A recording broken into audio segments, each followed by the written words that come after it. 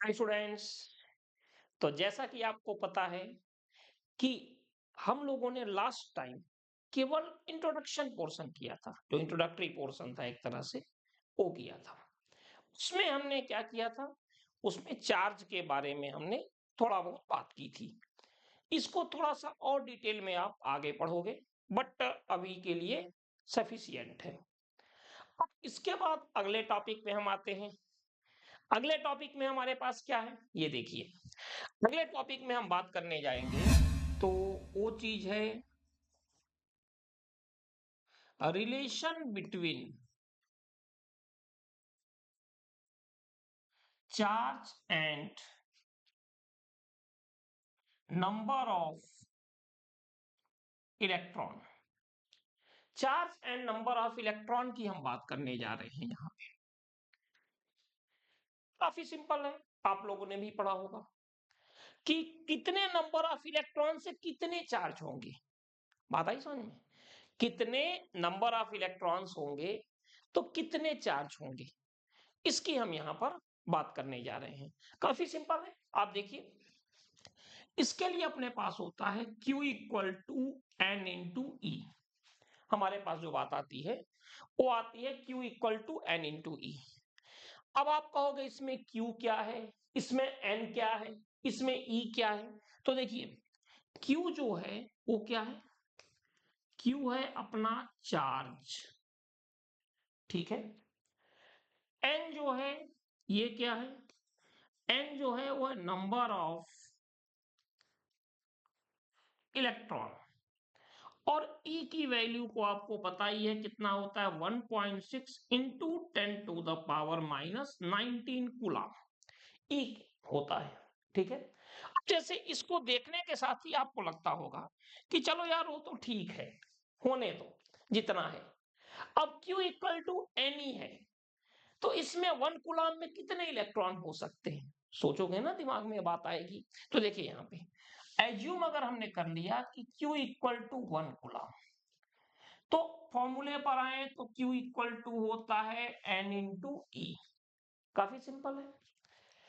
तो Q है अपना 1, N हमें नहीं पता, लेकिन E 1.6 इंटू 10⁻⁻19 है। तो यहां से N हम फाइंड कर सकते हैं, यह है 1/1.6 इंटू 10⁻⁻19। बिल्कुल सिंपल है।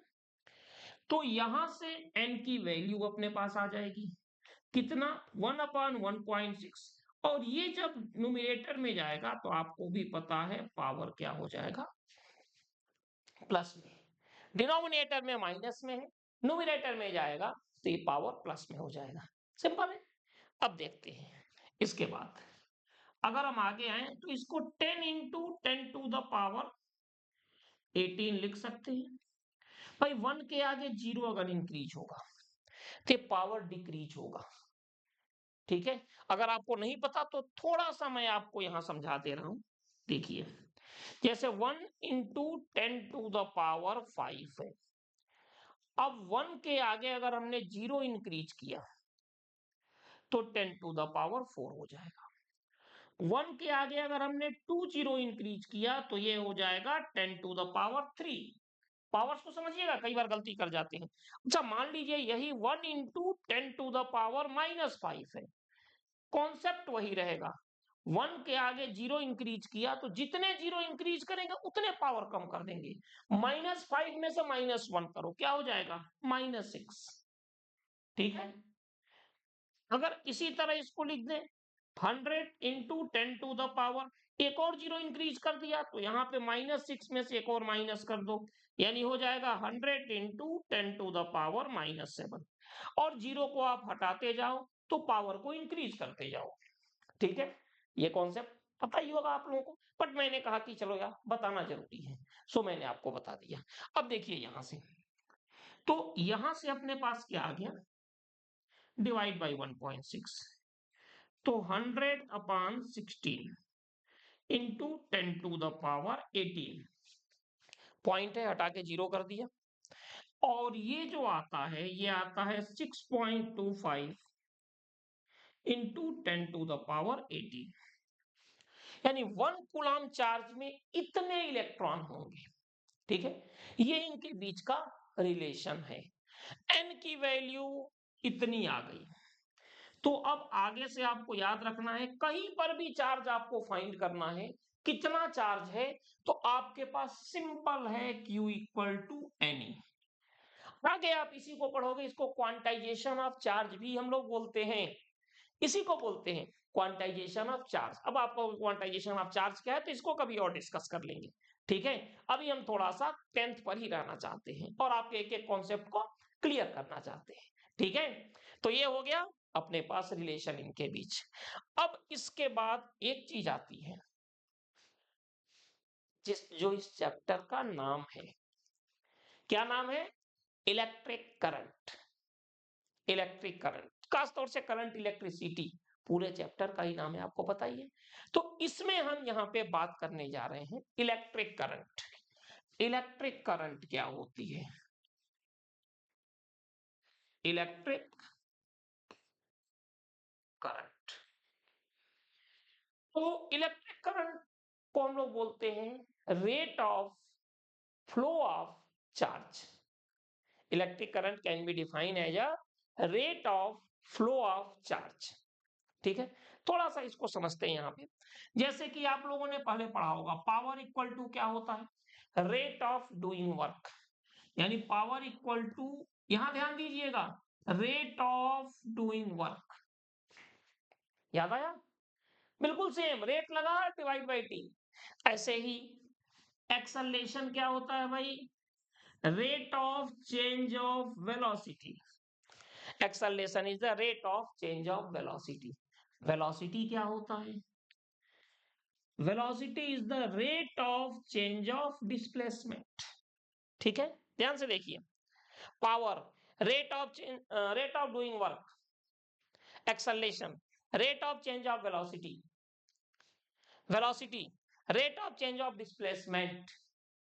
फिर इलेक्ट्रिक करंट। इलेक्ट्रिक करंट को ज्यादातर हम स्मॉल आई से डिनोट करते हैं, कहीं कहीं कैपिटल आई से डिनोट करते हैं। इसमें कंफ्यूज मत होना, कई बार कुछ लोगों की बातें सुनकर आप कंफ्यूज हो जाते हो, अननेसेसरी जिसको बोलते हैं। ये मैं ऐसा क्यों बोल रहा हूँ? कुछ लोग कहते हैं अरे यार वो डीसी को स्मॉल आई से करते हैं, एसी को कैपिटल आई से करते हैं, ऐसे ही लोग बोलते हैं। दूसरी बात, वो करते हैं भाई देखो डीसी को स्मॉल आई से करते हैं, एसी को कैपिटल आई से करते हैं। आप आगे पढ़ोगे ऐसा कुछ कहीं भी नहीं है। डीसी और AC, small I capital I, कुछ नहीं है, सब कुछ एक ही है। चाहे स्मॉल आई से कर लो या फिर कैपिटल आई से कर लो, ये आपके ऊपर है। तो चलिए फिर हम बात करने जा रहे हैं। Electric current can be define as देखो, rate of flow of charge I equal to Q upon T। Electric current, rate of flow of charge, ये हो गया। ठीक है, अब यूनिट ऑफ आई क्या हो जाएगा? तो ये होता है unit of Q upon T। Unit of I equal to unit of Q upon T। तो ये हो जाएगा कूलम पर सेकेंड। और एक साइंटिस्ट थे, इन्हीं के नाम पे इसका पड़ गया एम्पियर। एम्पियर जो है वो इसकी एसआई यूनिट है। SI unit of the electric current is ampere. ठीक है, तो क्लियर है इलेक्ट्रिक करंट क्या हो गया? थोड़ा सा गला भी फंसता है इसमें। इलेक्ट्रिक करंट क्या हो जाएगा? Electric current can be define as a rate of flow of charge.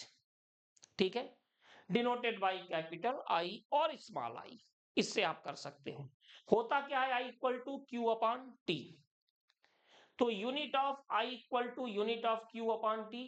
Q का कूलम, टी का सेकेंड, कूलम पर सेकेंड। ऐसा यूनिट इसकी जो होती है वो होती है एम्पियर। ठीक है, ये हो गया। कई बार हम आपसे कहते हैं जब एसआई यूनिट की बात करते हैं तो हम सीजीएस यूनिट की बात भी करते हैं। तो जो सीजीएस यूनिट होती है इसकी, सीजीएस यूनिट, चलो यहां से देखते हैं। अगर हम बात करें CGS unit of electric current, जल्दी सोचो क्योंकि मैं इसके बाद अगर नोट कर दूंगा तो फिर सोचना क्या। What is the CGS unit of electric current? तो यहां से देखिए, CGS unit of electric current is bio. T silent होता है इसमें, सीजीएस यूनिट की जब बात करते हैं तो टी साइलेंट होता है और इसको बीटी से डिनोट करते हैं। अब इसी के बाद एक सिंपल सा आपके दिमाग में भी आता होगा क्वेश्चन कि जैसे आपने कह दिया कि सीजीएस यूनिट सेंटीमीटर होता है, एसआई या एमकेएस यूनिट मीटर होता है, इनके बीच रिलेशन भी तो सर बता दो। तो आपको बता दें, सीजीएस और एसआई के बीच रिलेशन होता है, जहां तक मुझे याद आ रहा है, 1 एम्पियर इक्वल टू 0.1 बायो, ये इनके बीच रिलेशन होता है। खैर ये तो आपके उसके लिए बता दिया हमने। वापस आते हैं हम लोग, I इक्वल टू अपने पास क्या होता है, Q upon T, current equal to rate of flow of charge. अब आपसे कहा जाए कि व्हाट इज 1 एम्पियर, 1 एम्पियर की डेफिनेशन बताओ। तो अब ध्यान से देखिए यहां पे, अगर कंडीशन क्या हो, if Q equal to 1 coulomb and T equal to 1 second, Q equal to 1 coulomb and T equal to 1 second, तो I इक्वल टू, जैसा कि आपको पता है, Q अपान T, Q 1 है, T 1 है, तो ये हो जाएगा 1 एम्पियर। तो डेफिनेशन क्या हो गई, 1 ampere current can be defined as a 1 coulomb charge flow per second through any area cross section. जैसे करंट का फ्लो हो रहा है कहीं पर, तो अगर 1 कूलम चार्ज किसी पर्टिकुलर एरिया क्रॉस सेक्शन से फ्लो हो रहा है पर सेकेंड, ठीक है, पर सेकेंड, यहां ध्यान से देखो, पर सेकेंड 1 कूलम चार्ज अगर फ्लो हो रहा है किसी भी एरिया क्रॉस सेक्शन से, क्योंकि आप सोच के देखो, मान लीजिए कि ये वायर है। अब आप कहोगे एरिया क्रॉस सेक्शन क्या होता है, तो देखिए यहां पे ये हो गया वो एरिया क्रॉस सेक्शन। इस एरिया क्रॉस सेक्शन से मान लीजिए कि यहां से चार्ज का फ्लो हो रहा है, ठीक है, तो यहां से 1 कूलम चार्ज फ्लो हो रहा है पर सेकेंड। अगर यहां से इस एरिया क्रॉस सेक्शन से 1 कूलम चार्ज पर सेकेंड फ्लो हो रहा है, तो इसमें जो करंट होगी वो क्या होगी, 1 एम्पियर। ठीक है, तो 1 एम्पियर की डेफिनेशन क्या हो गई, 1 ampere can be defined as a 1 coulomb charge flow per second through any area cross section, the current will be 1 ampere. ठीक है, एक चीज बताएं, आपसे कहा गया चलो यार 1 कूलम चार्ज फ्लो हो रहा है, और 1 कूलम में कितने होते हैं, अभी अभी हम लोगों ने पढ़ा था, अभी अभी हम लोगों ने ये पढ़ा था कि 1 coulomb equal to 6.25 into 10 to the power 18, इतने इलेक्ट्रॉन होंगे 1 कूलम में।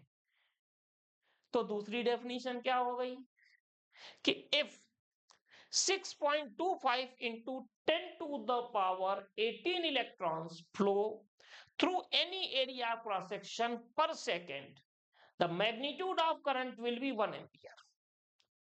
ठीक है, दो डेफिनेशन है, मैं फिर बोल दे रहा हूं, 1 ampere current can be defined as a 1 coulomb charge flow per second through any area cross section, the magnitude of charge will be 1 ampere, so the magnitude of current will be 1 ampere। ठीक है, if 1 coulomb charge flow per second through any area cross section, the magnitude of current will be 1 ampere first, या फिर if 6.25 into 10 to the power 18 electron flow per second through any area cross section, the current flow in the wire will be 1 ampere। ठीक है, कुछ चीजें और आपको बता दे रहे हैं, अगर आपसे कहा जाए इसको निकालोगे कैसे, तो देखिए I इक्वल टू क्या होता है, Q अपॉन T, ये तो हम लोग करते ही आ रहे हैं, और आपको पता है Q इक्वल टू क्या होता है, Ne। तो I इक्वल टू क्या हो जाएगा भाई, इस Q की वैल्यू को यहां पुट कर दीजिए, NE अपॉन T। तो N इक्वल टू क्या हो जाएगा, IT अपॉन E। इससे भी आप निकाल सकते हो, काफी सिंपल है। अब एक चीज और पता है, जैसे मान लीजिए कि ये कोई वायर है, ये कोई वायर है, इस वायर से करंट जा रही है, ठीक है। तो करंट कैसे जा रही है, लेफ्ट टू राइट। तो ध्यान दीजिएगा, जो भी करंट की डायरेक्शन होगी, इलेक्ट्रॉन जो होंगे ना, हमेशा उसके अपोजिट साइड में ही फ्लो होगा।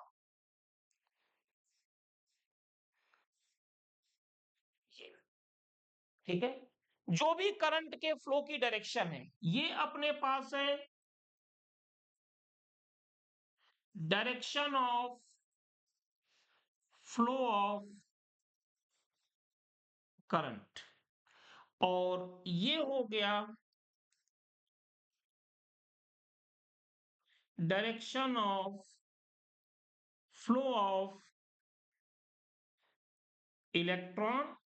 और एक छोटा सा पॉइंट और लिखने जा रहा हूं जो आपके कॉन्सेप्ट के लिए जरूरी है, क्योंकि कई लोग ये भी सोचेंगे यार इलेक्ट्रॉन तो न्यूक्लियस के चारों तरफ रिवॉल्व करता है, तो ये सर ने कहां से डाल दिया। तो इलेक्ट्रॉन और फ्री इलेक्ट्रॉन, ये हमने लिख दिया। अब आप कहोगे यार direction of flow of electron ठीक है, ये फ्री इलेक्ट्रॉन का क्या मतलब है, आता हूं उस पर, उसको मैं आपको एक्सप्लेन कर रहा हूं। ध्यान से देखिएगा, पहली चीज समझ लीजिए, जो भी करंट के फ्लो की डायरेक्शन होती है, इलेक्ट्रॉन हमेशा उसके क्या होते हैं, अपोजिट। तो थोड़ा सा हम यहां पे समझ लें कि फ्री इलेक्ट्रॉन क्या होते हैं। फ्री इलेक्ट्रॉन जानने से पहले थोड़ा सा आप न्यूक्लियस का स्ट्रक्चर, जो कि आपको पता है, ये हो गया अपना न्यूक्लियस। ये इलेक्ट्रॉन न्यूक्लियस के चारों तरफ रिवॉल्व करते हैं ना ये। फिर इसके बाद कुछ इलेक्ट्रॉन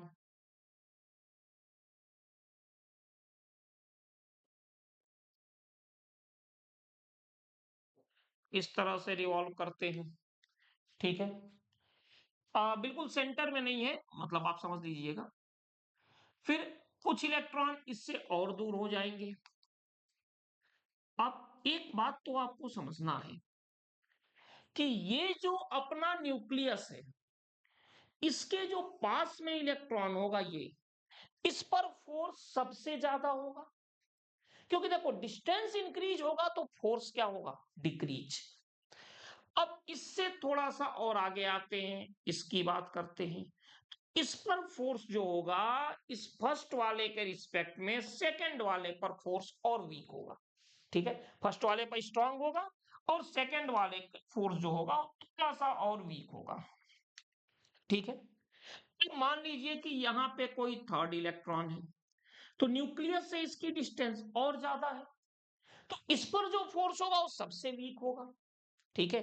अब अगर हम मान लीजिए कि कोई भी बॉडी ले लें, तो बॉडी किससे बना होगा, मॉलिक्यूल से। मॉलिक्यूल किससे बना होगा, एटम से। एटम किससे बना होगा, यही तो होंगे इलेक्ट्रॉन और ये सब, यही है ना, और तो कुछ है नहीं। आप थोड़ा सा ध्यान दीजिए, यहाँ पे ये हमारे पास है, ये इलेक्ट्रॉन है। अब इस पर फोर्स सबसे वीक होता है, जो न्यूक्लियस के पास होगा उसका सबसे ज्यादा फोर्स स्ट्रांग होगा, जो उससे दूर आएगा उस पर थोड़ा सा और वीक होगा, जो सबसे दूर आएगा उस पर सबसे वीक होगा फोर्स। इसमें तो कोई इफ एंड बट है नहीं, क्लियर है, ठीक है। अब ये मान लीजिए कि इस पर सबसे फोर्स वीक होगा, तो इसकी एनर्जी सबसे ज्यादा होगी, ठीक है। जैसे घर में मान लीजिए कि घर में तीन भाई हैं, तो पहला भाई जो है उसकी एनर्जी बहुत कम है, इनकम बहुत कम है, तो वो अपने, ये पहला भाई हो गया इलेक्ट्रॉन, ये अपने बाप पे, पिताजी पे, फादर पे, बाबू, जो अच्छा लगे वो कह दो, ठीक है, पिताजी, फादर, बाप, जो अच्छा लगे, ठीक है, इन पर डिपेंड है। तो पिताजी की सबसे ज्यादा स्ट्रॉन्ग होल्ड इस पर रहेगा।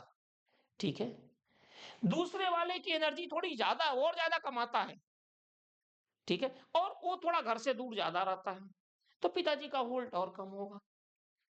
तीसरा वाला पता चला पिताजी दिल्ली में है और ये मुंबई में है, और इसकी इनकम भी ज्यादा है, तभी तो मुंबई में सरवाइव कर रहा है। ठीक है, तो इस पर होल्ड पिताजी का सबसे कम होगा। अच्छा, होल्ड इतना कम नहीं होगा पिताजी को छोड़ दे रहे, जाओ यार छोड़ो जाने दो, खैर ऐसे लोग भी दुनिया में हैं, उनकी बात नहीं हो रही है। अभी इंसानों वाला नेचर इलेक्ट्रॉन के अंदर नहीं आया है। ठीक है, लेकिन इतना जरूर होगा कि पूरी बॉडी में फ्रीली घूम सके, मीन्स पूरी मुंबई में फ्रीली घूम सके बिना पिताजी के ऑर्डर के।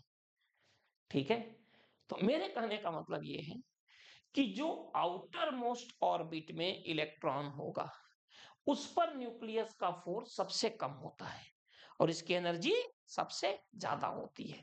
अब इतनी ज्यादा नहीं होती कि न्यूक्लियस पूरी बॉडी को छोड़ के चला जाए, लेकिन इतनी होती है कि पूरी बॉडी में ये फ्रीली मूव करता है। इसी को हम बोलते हैं, क्या बोलते हैं, फ्री इलेक्ट्रॉन। और आपको एक बात और बताएं, यही रिस्पॉन्सिबल होता है किसी भी बॉडी में करंट के फ्लो के लिए, सबसे रिस्पॉन्सिबल कैरेक्टर होता है। फ्री इलेक्ट्रॉन डिसाइड करता है कि बॉडी में करंट का फ्लो होगा कि नहीं होगा, सबसे रिस्पॉन्सिबल कैरेक्टर। और भी एक दो चीजें आते हैं आगे, बट सबसे रिस्पॉन्सिबल कैरेक्टर होता है फ्री इलेक्ट्रॉन। तो जो हम बता रहे थे आपको ना कि करंट की जो डायरेक्शन है, इलेक्ट्रॉन उसके अपोजिट डायरेक्शन में जाता है, वो यही फ्री इलेक्ट्रॉन होते हैं जो पूरी बॉडी में फ्रीली मूव करते हैं। और फ्री इलेक्ट्रॉन के बेस पर ही हम आपको बता सकते हैं difference between conductor and insulator. Conductor होते हैं जिनके पास बहुत सारे फ्री इलेक्ट्रॉन होते हैं, करंट का फ्लो होता रहेगा इजीली। इंसुलेटर क्या होते हैं, इंसुलेटर होते हैं जिनके पास फ्री इलेक्ट्रॉन होता ही नहीं। तो ये हो गई जो हम बात करने जा रहे हैं इलेक्ट्रिक करंट के बारे में, कि इलेक्ट्रिक करंट की कंडीशन क्या होती है और करंट का फ्लो कैसे होता है। इसके कुछ न्यूमेरिकल्स भी हैं, बट मैंने कहा सेकेंड लेक्चर है, हम लोग कॉन्सेप्ट भी डिस्कस करते जा रहे हैं साथ में, तो पहले कॉन्सेप्ट आपका क्लियर होना चाहिए। ठीक है, और अभी तक अगर आपने चैनल को सब्सक्राइब नहीं किया है, सब्सक्राइब करें, कमेंट्स जरूर करें बेटा, कमेंट्स आप लोग नहीं करते हो।